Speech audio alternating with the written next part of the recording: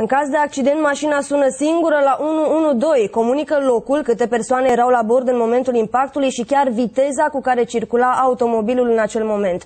Dispozitivul revoluționar care face toate aceste lucruri este testat și în România și mai are nevoie doar de câteva ședințe de lucru ca să intre în producție de serie. Desfac plasticele astea ca să ajung la cabluri, ca să mă alimentez cu GPS-ul. Am nevoie de un plus permanent, un minus și un plus de contact, ca plusul respectiv de contact să simtă în momentul când e mașina pornită sau e oprită.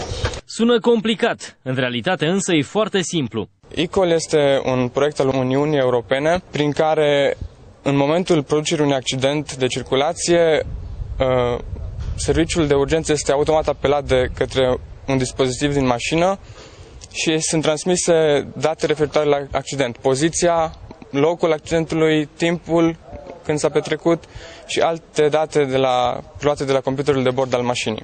În momentul în care dispare plusul de contact, se termină călătoria și face un istoric al călătoriei, cu cât am mers la oră, cu ce distanță s-a parcurs, sunt mai multe. Dacă s-au activat airbag-urile mașinii, dispozitivul va trimite automat informațiile stocate la 112. Există de asemenea și un buton de panică care, odată apăsat, va determina dispozitivul să reacționeze în același mod. Produsul este abia în faza testelor, însă mecanicii au deja mare încredere în dispozitivul revoluționar. Am testat produsul folosind un modul conectat la calculator care a generat un apel de tip eCall către un server 112 de test. Deci nu a apelat Serviciul Național de Urgențe.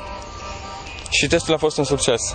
Urmează ca în continuare să dezvoltăm produsul pentru a fi introdus în mașină. Asta cu atât mai mult cu cât Uniunea Europeană dorește ca din anul 2014 fiecare mașină nouă vândută să aibă un astfel de sistem inclus. Și pentru mașinile care vor dori acest sistem vor fi, bineînțeles, disponibile soluții aftermarket. Când va apărea pe piață, prețul unui astfel de dispozitiv va ajunge undeva la 150 de euro. În lume există doar 15 producători care lucrează la realizarea unui astfel de dispozitiv.